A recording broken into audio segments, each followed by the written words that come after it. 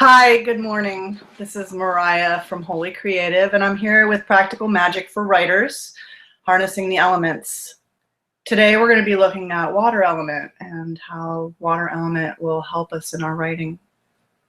I'm glad that you've joined me today. I'm really excited about water. It's something that I cultivate regularly in my life as a person who is very strongly fire and air, predominantly air, secondarily fire. I can really benefit from cultivating the flow of water in my life. So as we go through our session today, you may be like me and be someone who tends to be water deficit and would really benefit from having more fluidity and more watery nature in your life. Or you may be a person who is already very predominantly water. You may recognize a lot of these qualities that we talk about in yourself today. And in that case, you might look at how these things serve you as a superpower, how the water element for you enables you to function in your world, and then look at how cultivating some of the other elements might help you balance that water so that you get more done, that you manifest more in earth, and that you have more passion and desire fueling your drive to get things done, fire element. And then that you're connecting with air so that you're having more inspiration and intellect, thought, all informing your writing. So let's get started, as we always do, with a centering breath. So just find yourself seated in a comfortable position. So lots of times I like to just readjust because sometimes I'm so in my head as an earth or as an air element that I forget to pay attention to my body. So I've had to develop a real practice of getting into my feeling self and really feeling where I am. So as you sit, just first connect with your earth element, just allowing your sit bones to connect to your seat, letting the thighs relax, the knees soften, and feeling the feet firmly connected to the ground.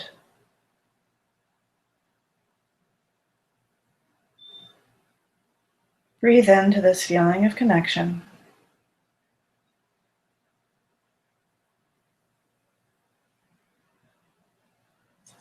Feeling where the back meets the back of your chair.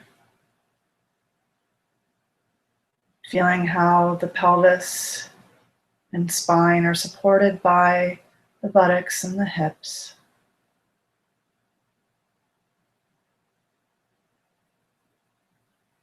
Allowing the shoulders to soften maybe a little, coming away from the ears.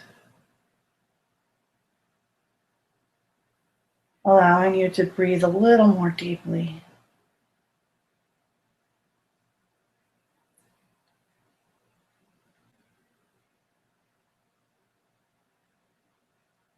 Let the jaw soften. Allow the face to rest. Let the scalp rest.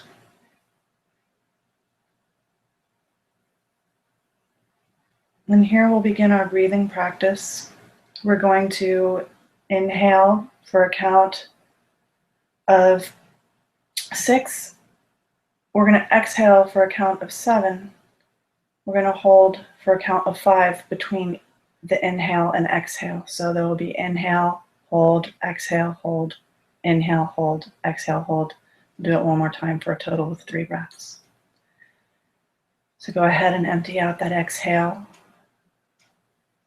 And inhale, 2, 3, 4, 5, 6. Hold, 2, 3, 4, 5, Exhale, 2, 3, 4, 5, 6, 7. Hold, 2, 3, 4, 5. Inhale, 2, 3, 4, 5, 6.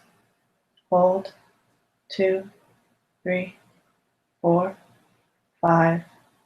Exhale, 2, 3, 4, 5, 6, 7. Hold, 2, 3, 4, 5. Inhale, 2, 3, 4, 5, 6. Hold, 2, 3, 4, 5. Exhale, 2, 3, 4, 5, 6, 7. And just breathe.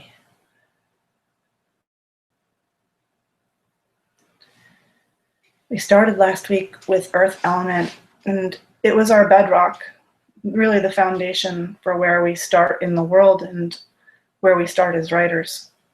We looked some at scheduling and how scheduling serves us, how our tribe helps us, and just a real feeling of connection. So this week we're going to look at the element of water, and let's just get started on our slideshow presentation. I'm going to do a screen share here with you. And here we go.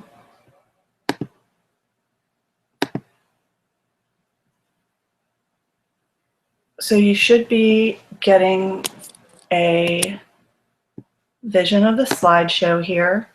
We're starting with, we're looking at all the elements in this workshop, but today we're looking at water.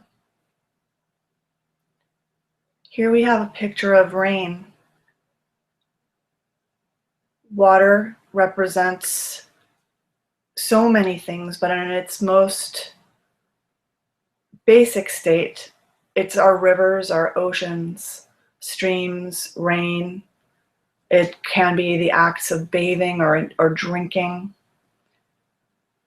I really like this image of the rain here. There's something mysterious and just magical about this image. As we go through the slideshow presentation and we look at the images, really try to enter these images as a sensual experience. For instance, in this one, the image feels cool to me, and I feel the spatter of the water. I can sense the water trickling and pooling. I can hear it as it spatters and plunks. So I get a real sensual experience of this water element. Water by its nature is receptive. Many people will call this receptivity a feminine quality. Earth also is categorized as feminine. I would like to recategorize this as receptive because I think too often women get trapped in the notion that they should be entirely feminine or be entirely in this feminine aspect, and that it's not appropriate for men to also have this quality. That's a bias that doesn't serve me in my own life, and I find can serve as a trap for people. So instead of considering it masculine and feminine, which is a traditional way of looking at it, I prefer to think of it as a receptive quality and to think of the masculine as a projective quality. That way it's not aligning with gender or sexuality. We're only looking at the actual quality of the element. So earth and water are both receptive elements. Earth, because of its slow-moving, solid nature, is a little harder to receive. You really have to dig in. But once you're planted in earth, you're less likely to go anywhere because of this, of its solid nature. Water, however, is receptive in a different way. It's a fluid receptivity. Water takes in whatever you offer it. It takes in light. It takes heat. It takes all sorts of things. And it gives you free room to move within it. Water itself is boundless. There are no boundaries to water. So if you want to move to the right or to the left or up and down, there's plenty. Actually, there's no limits. There's plenty of room because there's no limits at all. Just take a moment and look at this image and allow yourself to feel the weightlessness, the complete support in a different way than we feel with earth of this receptive quality of water. The buoyancy that we feel, the effortlessness within water quality. Buoyant and effortless may not be qualities that you associate with your writing, and if that's the case, it could be creating a sort of resistance in your creative self. So let's connect with that sense. What is it like to be immersed in water? And go back to sensory memory, feeling your hair floating around you.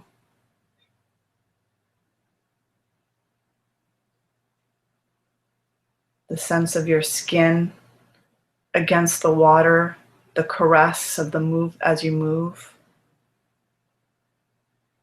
The sense of weightlessness. Like a full body embrace. And in many ways, this quality of water it evokes sometimes a memory that people can access, but often just the felt memory of being in the womb. That deep connection to another person when everything that we did was receptive, where we merely received passively our nutrients, our oxygen, and where we were nurtured into existence. Water in its nature is sensual and emotional. You'll see in that first slide that we really connected with the feeling of immersion, of weightlessness, of acceptance. And so water asks us to pay attention to the senses. And even though we might think of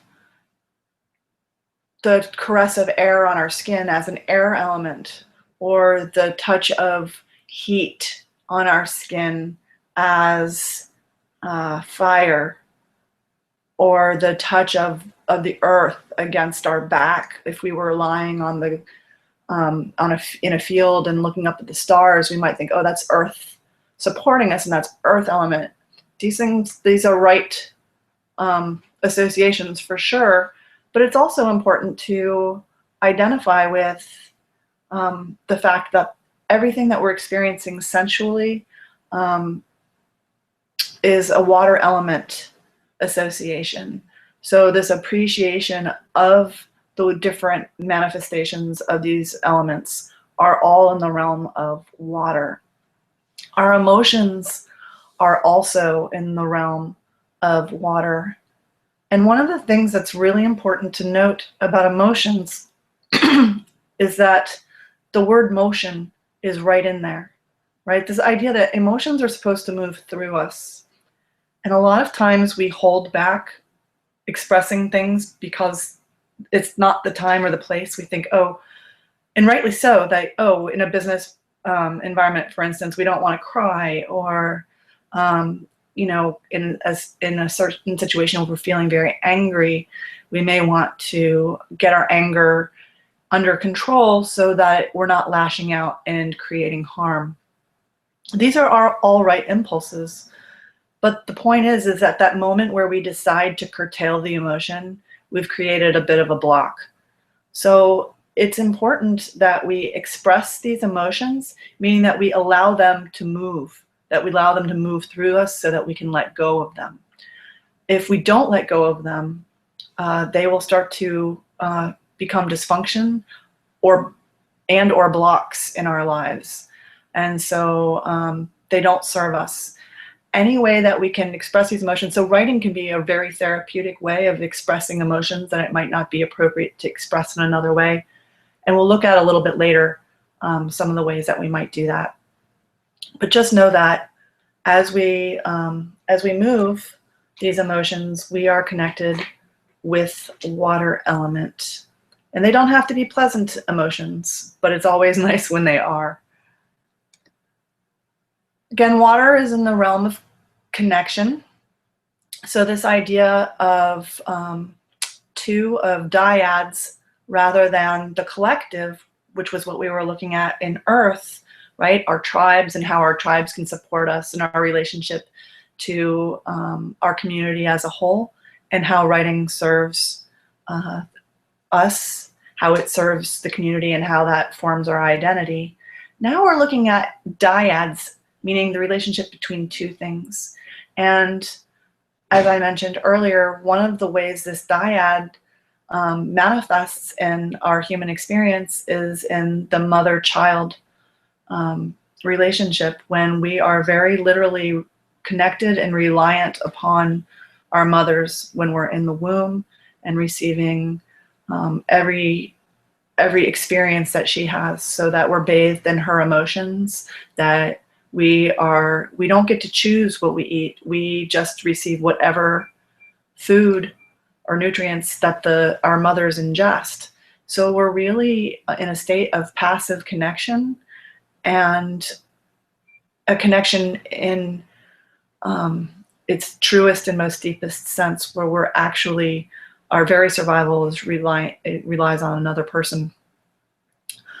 As we're born and as we grow and become independent and healthy adults, we form bonds with other people, sometimes romantic, sometimes familial, but whatever those bonds, we start looking at how those work in connection, just in paired connection. And in some ways, because of this dyad quality, we can also start to look at how polarity might work within our writing, and how binaries can function to create wholes. So we have two halves to make a whole, much like the yin yang. I took this picture, I believe it was in San Clemente. I might be wrong about that. But it was somewhere here in Southern California. And I was struck by the shared moment between these two people.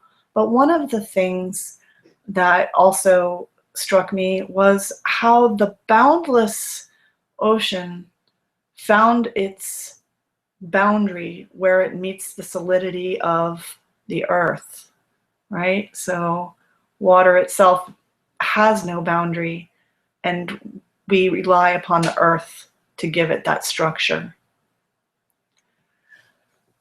This comes to another quality of water, and again, just take a look at the image and allow yourself to connect with what you see here and the sensory qualities that it evokes, right? We see the water rushing over the rocks in some places, and you can feel this like very voluptuous moment of the water in the river before it spills over these rocks. Water doesn't have it doesn't have impetus of its own, right? It will seek its own level, but that is only because of the force of gravity. It will create waves, but that is because of the force of air or wind pressure on the surface of the water, or it's because of a disturbance like a seismic shift at the ocean floor.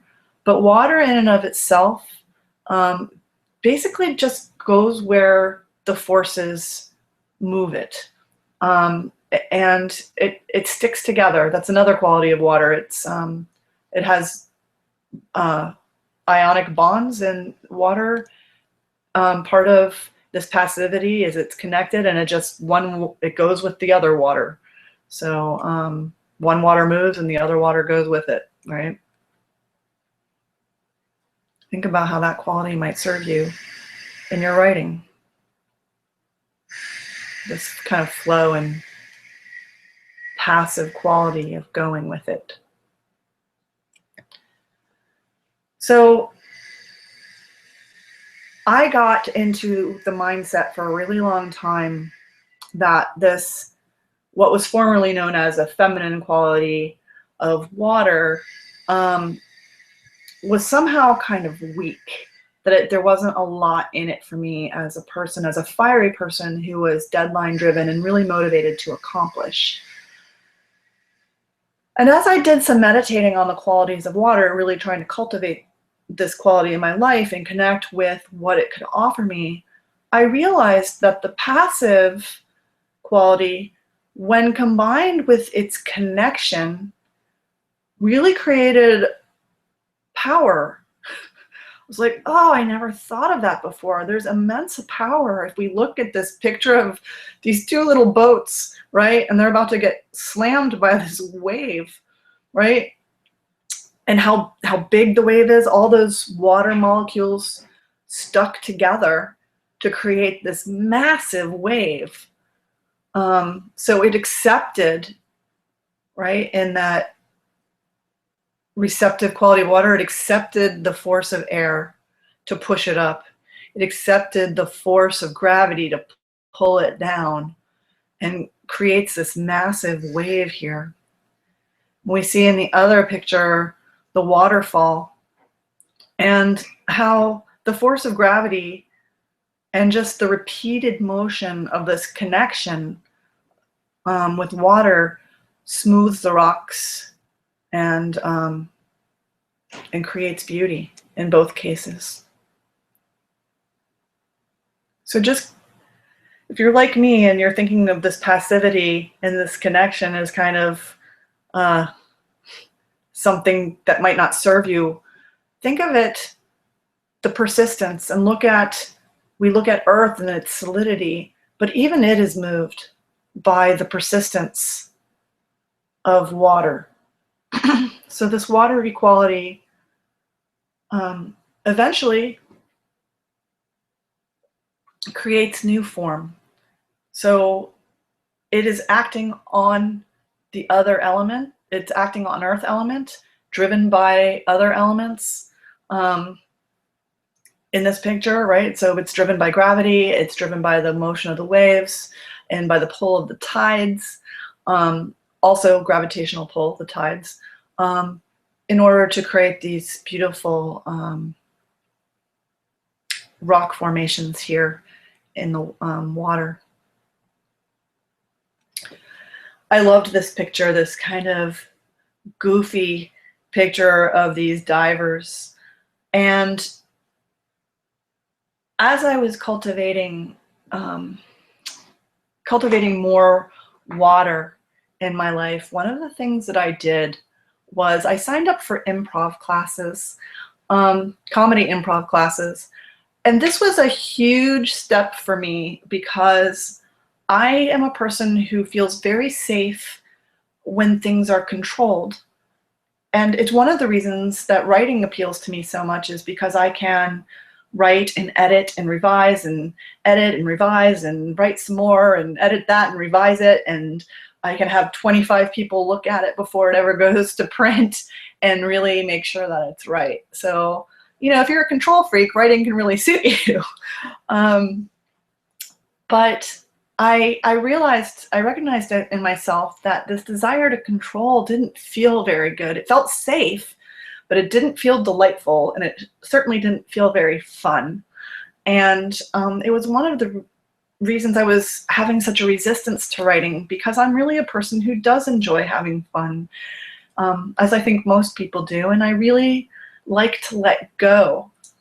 So we see in this really fun image these women really just letting themselves go in the water. The water's receiving their crazy motions and all manner of playfulness. And yeah, water doesn't judge. Water just takes it all in. And one of the things in improv, that one of the rules was that we had to say yes to everything that our partners offered. So if we were in a scene and someone said, wow, you're the best bus driver I've ever had, even though I thought I was a dentist, if they've told me I'm a bus driver, I just say yes to that. So I'm like, yes, I love driving this bus. It's one of the reasons that I drive the bus on my way to my dentist job. So I try to find a way to take the suggestion that they give me, that gift, accept it, and then add to it in improv. So this idea of inclusivity, this just saying yes to everything, is a water quality. As is this kind of playful nature, this fluid nature of just making things up as you go along. So improv, impromptu speech, freestyling poetry, anything that's just fun and playful and kind of spur of the moment, that's all in water realm. It feels good. Oh, water, blessed water, is so adaptable. It comes as a liquid, it comes as a gas, and it comes as a solid, right? So it has this ability to change its state, even though it's still water. It's all H2O, right? It still has those ionic bonds, but it has this ability to adapt. Think about how that could help you in your creative life. But because sometimes where we are blocked, it's our creative selves asking us to adapt, maybe to a new rhythm in our lives, or a new stage in our lives, or a new way of being in our lives. So sometimes we have physical limitations that ask us to adapt our approach, or sometimes we have a consciousness shift that require us to adapt what we were doing into a new form. So I really just invite you right now to write down some potential ways that you might adapt what you've been trying to do. What are some adaptations of that? And as we think about adaptations, think about how sometimes a book will be adapted into a film, and how those adaptations are different, right? We look at book and movie comparisons, and sometimes I'm thinking of The French Lieutenant's Woman right now, and if you haven't seen that, you might check it out. Harold Pinter's screenplay of the book was quite different than the book, and became its own entity, and not only was it different in its form that it was a film, but it added filmic elements to the story. It informed it in a new way. So you might just add that as something like a really fun homework assignment for someday. Like someday maybe I'll watch The French Lieutenant's Woman and I'll read the book and look at how those two things are similar but completely different. But I'm sure you could do that with many things. The Harry Potter film and book. Often films will get a bad rap, like, oh, it just never was as good as the movie, right? But there are some films that actually step into their form in a graceful way, and in a way that is equally or more powerful than the book in some ways. So think about whatever project you may be working on and just jot down some quick ways and that you might adapt it. And I want you to include one awful way, one like the worst idea ever. Like, this is the worst adaptation of this idea that I could ever come up with. So a couple of good ideas, maybe throw in a couple mediocre ideas and one terrible idea. And for an example, if you're getting stuck, I gave the example once of I was asked to write down some ideas for writing workshops, and including one terrible one. And my terrible idea was to have a nonverbal writing workshop. I was like, that's the worst idea ever. And I was like, oh, wait, what would that look like? Right? And it started getting me imagining. So just try that out and see what you notice. How might you adapt what it is that you're working on?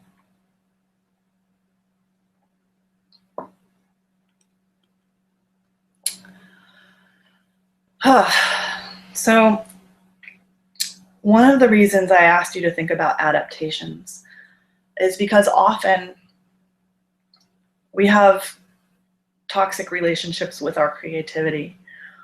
We get stuck, so we'll dig in, we'll have one idea about how something should look or how it should be. Like, oh, this poem, I'm writing this poem, and the poem doesn't want to happen.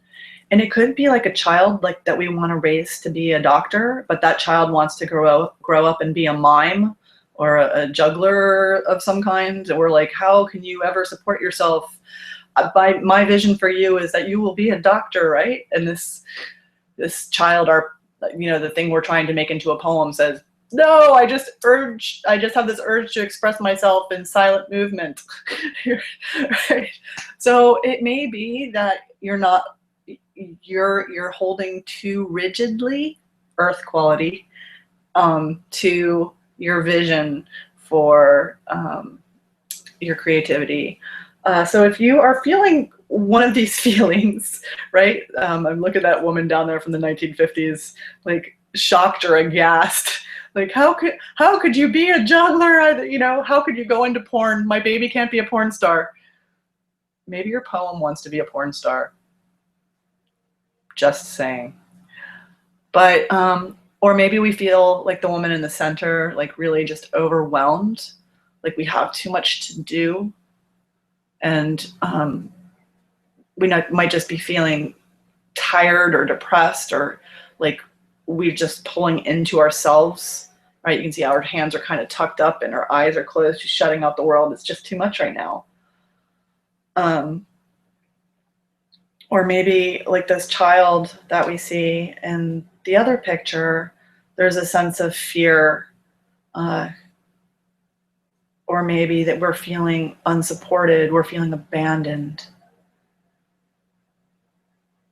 So I really invite you to just check in with yourself right now about how you're feeling, both in life and in your creative projects, because they're not separate, right? You have your life, which includes the people in it, the challenges in it, the commitments that you have to keep. And these are all going to impact your creative life. And those are emotional states that you bring with you into your creative process. Unless we do what? You got it, express them, that we allow them to be emotions and move through us. But one of the things is that feelings want to be felt. They do not want to be set aside. They do not want to be dismissed. They don't want to be like that little girl in the picture there, abandoned. When you abandon them, it creates more fear and anxiety, right? So the idea is that we're going to honor them, acknowledge them, and then release them. We're not going to abandon them. The difference between letting go and abandoning is the difference, like, if I let go of my daughter, right, that means I let her make her own choices.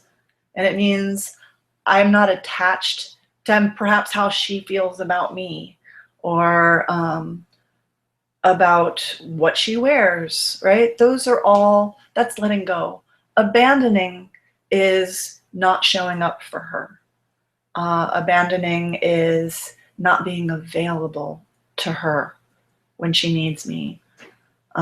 So there's a real difference between letting go and abandoning.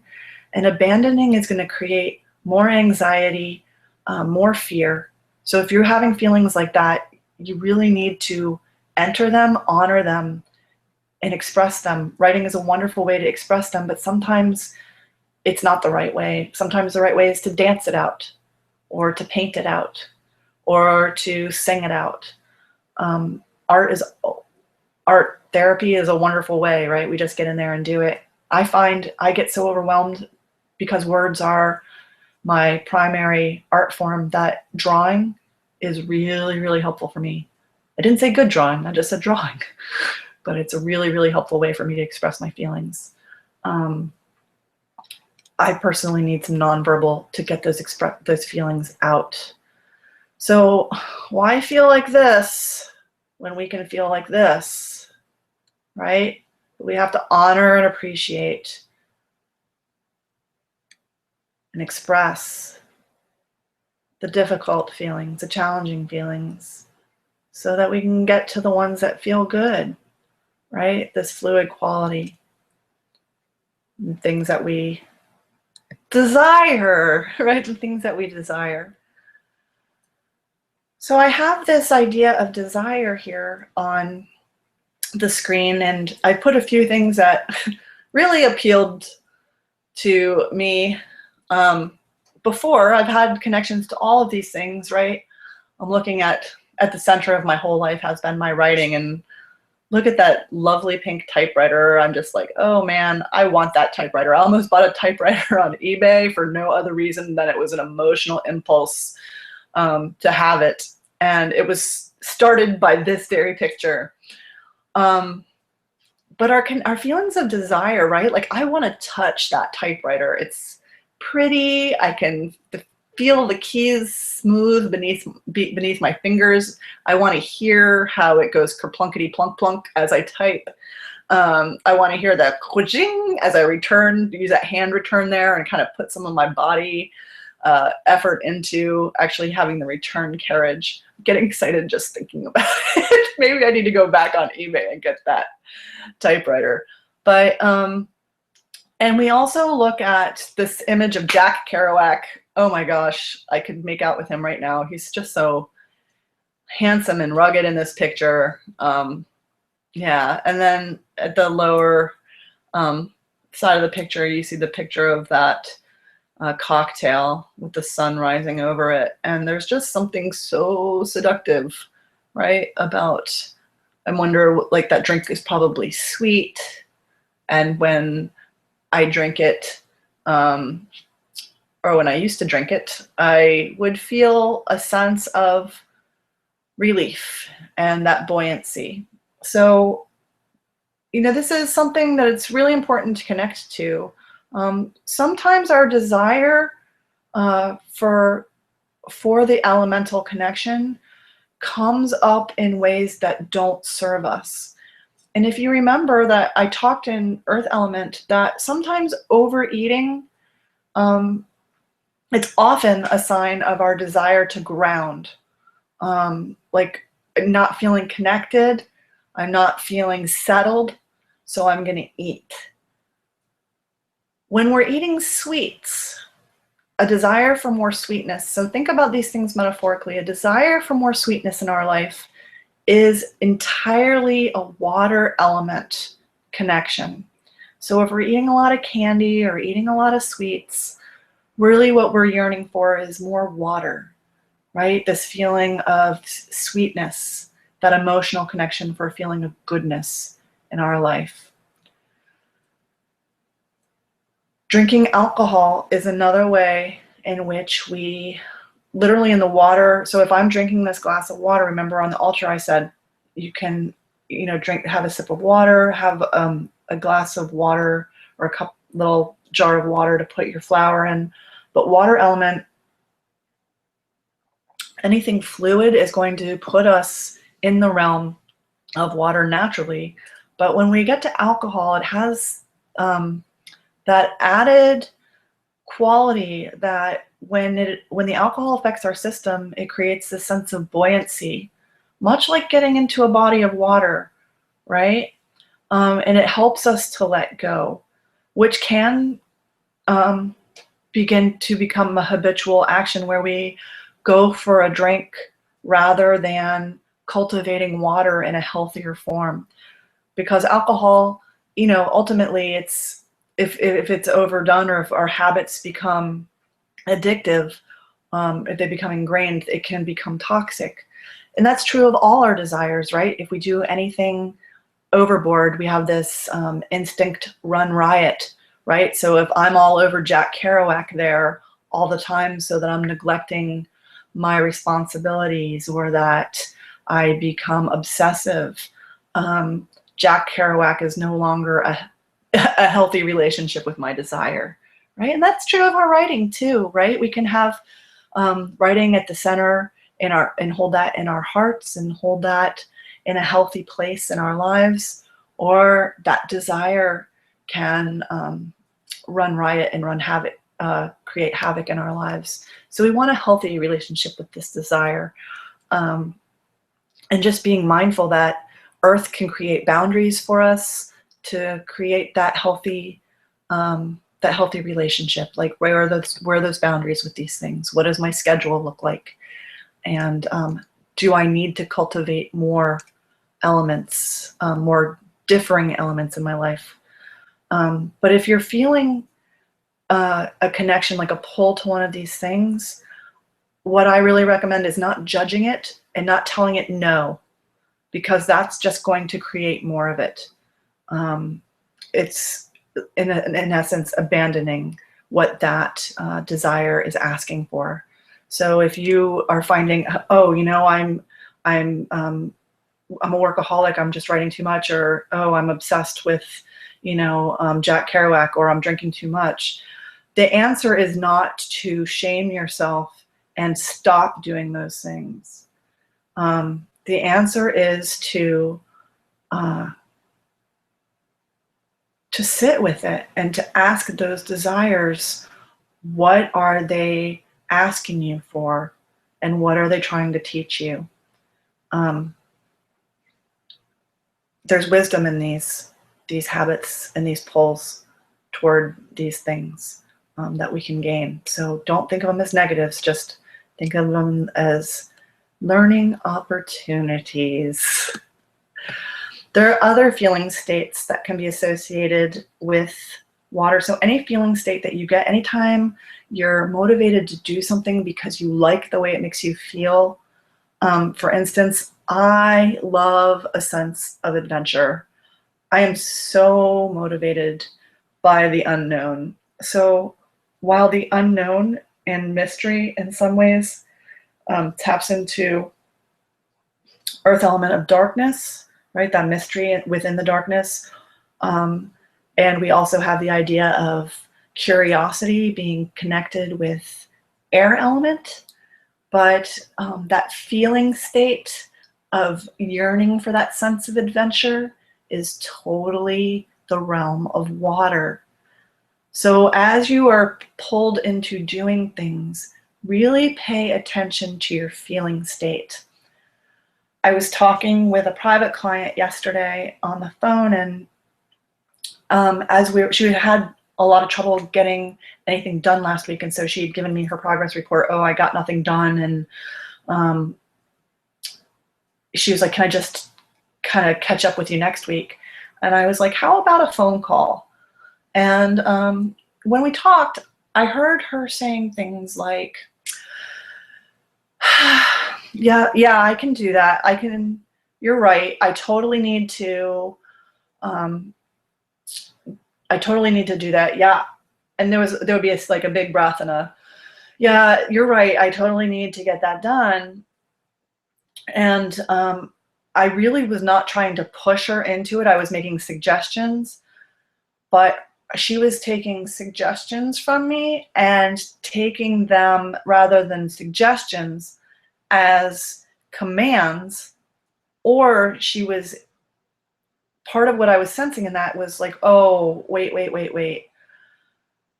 You are, I said to her, you know, what I'm hearing in your accepting of my mission statements is like, I should do this, or if I don't do this, I'm not good, right? So I want to talk to you for a moment about the feeling of shame and being shame motivated. Shame is a wonderful, wonderful motivator. It gets all sorts of things done, right? Like, oh, for me, it was like, if I don't get a master's degree, I'm a loser. And that was really a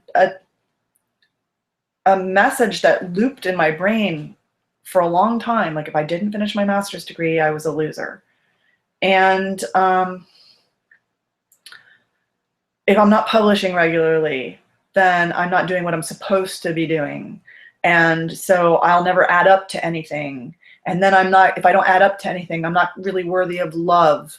So there's this real sense of, I need to accomplish, or I'm nobody.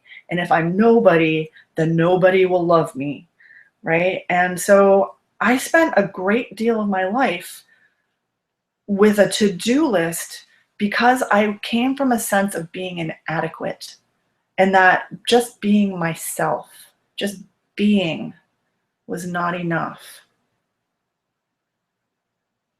Now let's go back to the beginning of this slideshow presentation. We talked about receptivity. Receptivity by its nature is not projective. It's not doing, it is being. It's in a being state. If you're motivating yourself with shame, the problem isn't not that you're not doing enough, it's that you don't have a sense of your right to just be. And shame, while it's a great motivator, like I was checking things off my list like crazy. People saw in me a highly productive person, but I never felt a sense of accomplishment, and it was never enough. And I never filled my vessel, because after I finished one accomplishment, I still had this sense of shame. I was motivating myself with shame. So while I was getting things done, every time in order to get something done, I had to add to my sense of shame, right? I like had to put one more chit in the box of how I sucked if I didn't get this done. When I got it done, I was like, the sense of shame still kind of lingered. There was like, I had added to that shame tendency. And so it wasn't like I accomplished something, and so I no longer needed to feel a sense of shame. It was like, at my core, I still wasn't enough. Okay. So if you're in this sense of should do, or using, if I don't do it, I'm bad as a motivator, you're creating a really toxic relationship with your creativity that it's going to perpetuate itself. So you're basically locked in a dysfunctional relationship with your creative self that is going to create more blocks than it creates avenues of expression. And water everywhere, and drops of it to drink everywhere. I pulled up this picture of Van Gogh's Starry Night because this water quality is everywhere, even here in air element, right? So we see like these fluid motions, these wave motions, these undulations.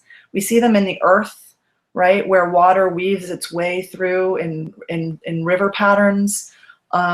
We see it in the air, right, in these air current. So we hear the idea air currents has this watery quality. So that means that, right, if earth and sky and fire can do it too, right? We see these curls, like these waves of flame, then you can absolutely incorporate water into whatever it is that you're doing. Some water challenges. So I just take a look at these. Being overly emotional right? So if you're so stuck in your water that you're always in your emotion, if you're constantly going along with others and not standing your ground, if you're passively aggressive rather than direct, and expressing exactly what it is you want, if you're following others, so you're constantly on someone else's project, but not frequently following your own. And going to school is, so just like checking the box, going to school, like now I got my bachelor's, now I got my master's, now I'm getting my PhD, is very much following the path of others. It's definitely the path. It might not be the path most taken, but it's the path that's been taken over and over again. And so if you don't need a machete, then you're on someone else's path, right? So that's something to think about. If you're not constantly needing to like look around and assess where am I and what direction am I going and where do I want to go next, you might be on someone else's path. And if that's where you want to be, that's fine. But just know that that could be the case. Moving, so if you're constantly in motion, but not getting a lot done or don't have a clear goal or a vision of where you're going, you're just meandering, that is a water challenge. A lack of tenacity, so you just, oh, this doesn't really feel good. I think I'll do something else. That is definitely a water challenge. So you're really connected to your emotional self. And so you might not have a lot of stick-to-itiveness or being able to stick to things when the going gets rough. Difficulty speaking up might be a water challenge, or being overly dependent on others. So I'm going to go back right now to the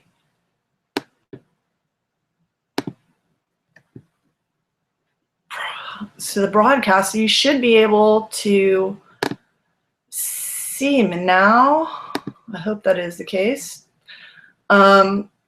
So hi, I hope that you got some good information out of that slideshow presentation. Let's do a little writing together right now. Okay, so just get your pen out and just remember, these are things that you think quickly about. They are not things that you contemplate for too long. Just let your intuition, which is totally a water element, like getting in motion, and let your intuition guide you to answer these, okay? So the first one is something I could say yes to. So just write that down. Something I could say yes to.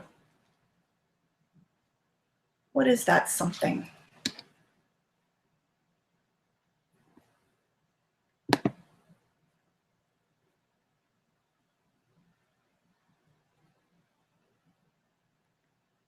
Something I could say yes to.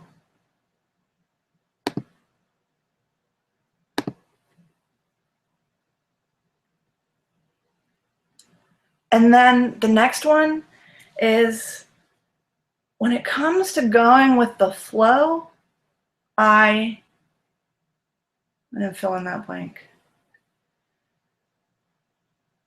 When it comes to going with the flow, and then fill in that blank.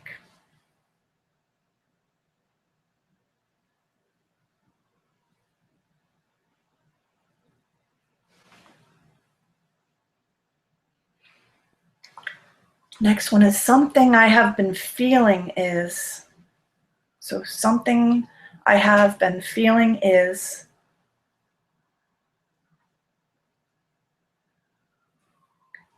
And then the next one right after that is, if that feeling could speak to me, it would tell me to. So if that feeling could speak to me, it would tell me to. And go ahead and fill that in.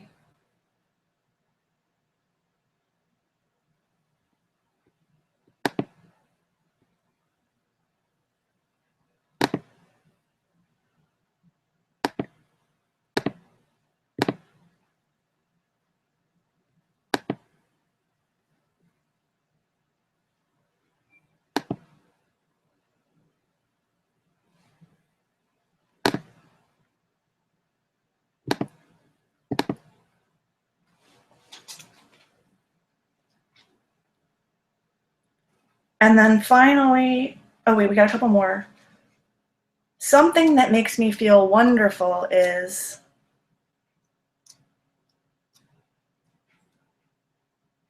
something that makes me feel wonderful is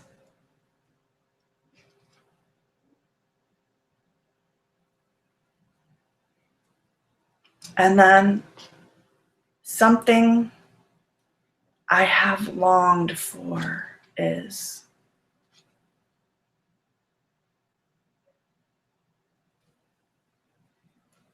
something that makes me feel wonderful is, and then something I've longed for is.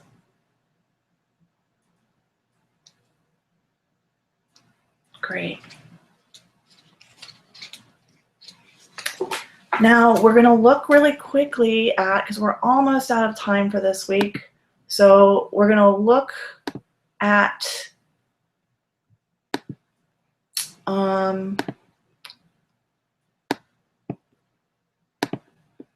take a look here at our word